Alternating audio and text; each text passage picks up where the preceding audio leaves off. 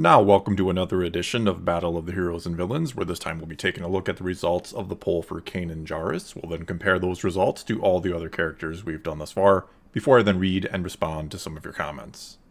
But before all that, you can of course already nominate and or vote for which character we do next by responding to my pinned comment below with a character name, or voting with a thumbs up if the one you'd like to see is already listed.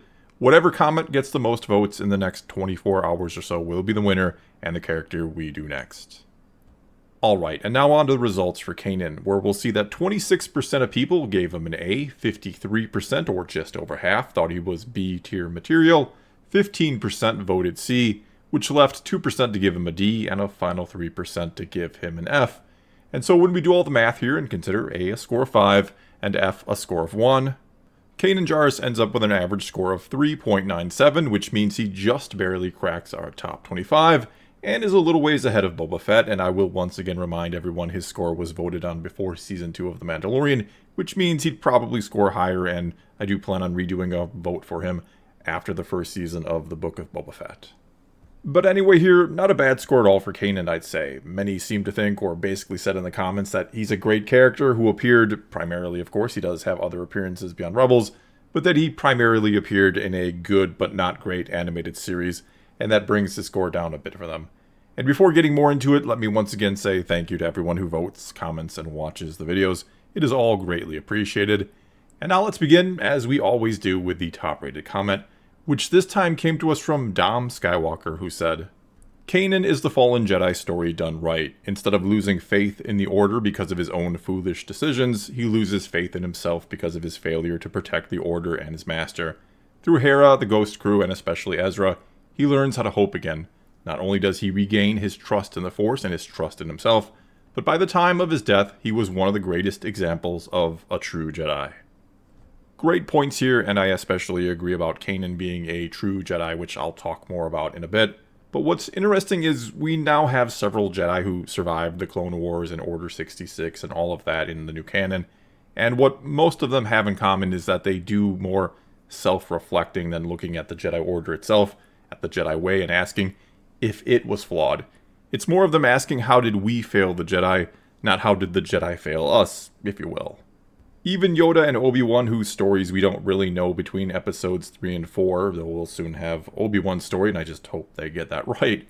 But anyway, even Obi-Wan and Yoda didn't give up on the Jedi way, and the reason why they self-exile and hide Leia and Luke isn't because they don't think they should ever be trained as a Jedi. It's because, I believe anyway, they don't think they're ready to train again. They realize that they and the rest of the Jedi went wrong somewhere, and somehow, not that the Jedi way itself was wrong. I mean, if the Order stood for 1,000 generations, or roughly 25,000 years, I don't know that you can logically assume that there was a flaw with the system, but instead maybe you should look if there was a flaw with the way that system was being implemented. Which, to me, is part of the reason why Luke in The Last Jedi is so odd, and yes, I know I seem to talk about him and that movie in every video, but in all reality, how or why does he come to this conclusion that the Jedi way is flawed and that it should end, that he thinks the Jedi think the Force belongs to them, that the Jedi feel like they are the light or whatever it was, when that's not what he was taught at all or what he should believe. Not to mention he declares the lasting legacy of the Jedi is failure, which is just utterly ridiculous no matter how you want to look at it. And I know I've used this analogy before, but that'd be like owning a car that lasts you like 300,000 miles or just something ridiculous, and it never gives you any sort of major troubles or problems along the way. And then when it finally does break down, you say that it was a piece of crap the whole time. And so I like that Kanan and the other Jedi that came out of the prequel era, again, look inward at themselves and not at the Order on the whole. They reflect instead of blame. But anyway, let's now move on to this comment from Jay Makowski, who said, There is something haunting about Kanan. He sacrificed his life for the galaxy, but yet barely got any recognition. Luke got pretty much all the credit and became a legend to the people of the galaxy. Kanan represents what it means to be a true Jedi. He never fought for fame, he fought for justice. That's why he's the most compelling Jedi in the new canon to me. Easy A. We also have this comment from Louis, who simply said, To me personally, he's one of the true Jedi like Qui-Gon. Then this one from Monty Turner, who said, In my view, he is the epitome of what a Jedi should represent. He knows his own weaknesses and attempts to grow through them. He is not arrogant. He looks to try to protect those close to him without losing sight of the bigger picture. Solid A for me. Also, there's this one from Aaron Cleft who said, I like Kanan. He's not a stoic, perfect Jedi like the ones you see in the prequels. He's a man with real flaws and emotions. To me, he's the embodiment of what the Jedi of the prequel era should have been. His character arc in Rebels is one of the best in any Star Wars story. A-tier character for me. And I really think one of the keys to being a true Jedi is you have to find that inner balance. You can have your friendships, but you can never lose sight of the bigger picture. In fact, I actually think you want a Jedi to have friends, to have personal connection so that they can empathize with others easier with the people they're out there trying to help or protect or save. I mean, I know I bring it up all the time, but Anakin was right when he said compassion is fundamental to the Jedi, that they have to have this sort of unconditional love for everyone, yet it's hard to be that way. It's hard to be a well-rounded and well-adjusted person when you shun any and all attachments or other people on the personal level. It's hard to care about society or people on the whole when you have no sort of personal investment in it or anyone, where you don't care about any particular part of it or person. But of course, as a Jedi, you can't care so much that you put one person or one thing on a pedestal and are willing to do absolutely anything to save that one person or thing, like Anakin did with Padme. Your responsibility as a Jedi of serving the Force and the greater good has to come before anything and everything else.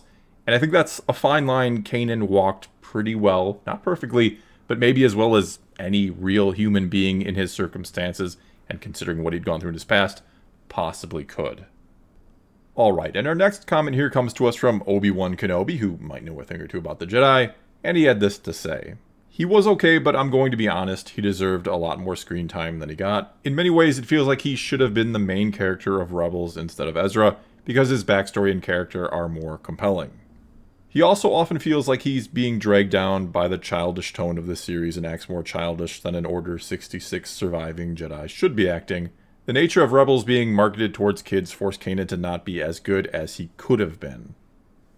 And yeah, I can basically agree with that. I think if Rebels was aimed squarely or even just primarily at an older, more adult audience, Kanan would of course end up being the focus and even more fleshed out of a character than he ultimately ended up being.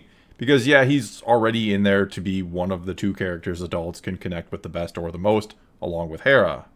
And considering I'm sure that one of the goals or ideas behind the whole show in the first place was to be something the whole family could sit down and watch together and enjoy, that everyone could find a character to latch onto, if you will, it's kind of interesting that they literally made the show about a family, albeit not a blood-related family, but a family nonetheless.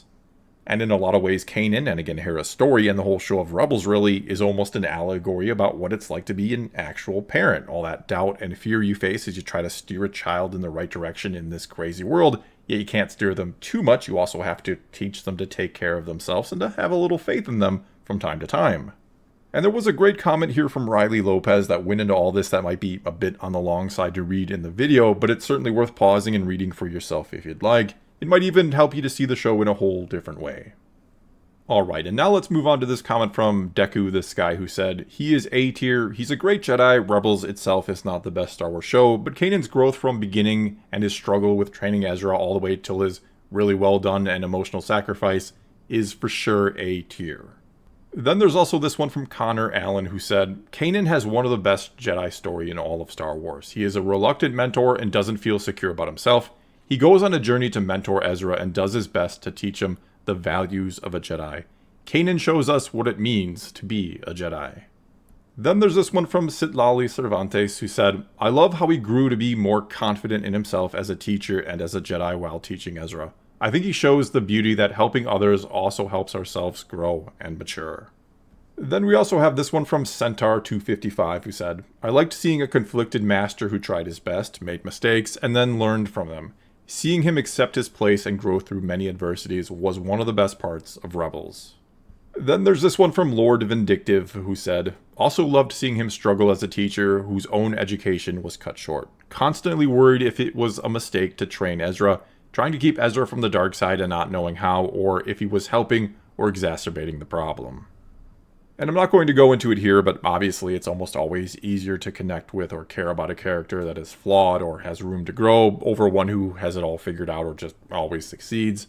Kind of going back to what I was saying before, oftentimes parenting is doing the best you can even though you're not sure what to do yourself or what is the right answer even. Yet you always have to put on this strong face for your children even when you yourself are scared or don't know, again, what the answers are. You're always learning on the fly as a parent, yet pretending you got it all figured out. That's the real trick of it, I think. And in a lot of ways, that's Kanan Jarrus. He has this self-doubt that he tries not to show, yet he admits it to himself that it's there and he tries to deal with it, which is what ultimately makes him a good teacher and leader, ironically enough. Alright, and now time for just a few final comments before wrapping this up, starting with this one from BigBoy554, who said, "One of my all-time favorite Jedi. His character progression over the course of the show was wonderfully executed, and his relationship with Hera is among the most healthy and realistic I have ever seen in fiction. A tier for me." Then this one from Bold Fox, who said, "In A, going from Padawan during the Clone Wars to losing everything but finding new purpose and a new family, much like Ezra, to sacrificing himself so beautifully to save the people he loved, is a journey that so few Jedi ever get to go on. A great character, and he absolutely shows what it means to be a Jedi." Also, we have this comment from Cap Adams 36, who quotes Kanan to Jarrus in the first episode, I believe. "You can keep the lightsaber you stole, let it become just another dusty souvenir, or you can give it back and come with us, come with me, and be trained in the ways of the Force. You can learn what it truly means to be a Jedi." Next up then, this one from Eric F.A., who said, "His death is one of the best in Star Wars, in my opinion." And then this one from Joe and Amy Malroy, who said, "A perfect example of how the teacher learns just as much, if not more, from the student than the student learns from the teacher." Also, we have this one from John Tom, who said, "Finally, A tier easy. Kanan has the best arc of any secondary character in Star Wars, with him battling to teach Ezra to trusting the clones with his relationship with Hera. I absolutely love Kanan and his continual growth of a character, all until his final sacrifice. Love Kanan and love Rebels." Then there's this one from King Curb, who said, "Between his novel A New Dawn and Rebels, we see Kanan going from someone who is ashamed of the Jedi past and rejecting it to becoming the true embodiment of what a Jedi should be. Easy A for me." Next, this one from Mr. Dauberdude, who said, "What an arc. Went from losing his master and not finishing his training, hiding his ability, to training Ezra, and making the ultimate sacrifice. Truly awesome character." Then this one from Skylar LeBlanc, who said, "It wasn't until he lost his sight that he could truly see what the Force and the world around him were."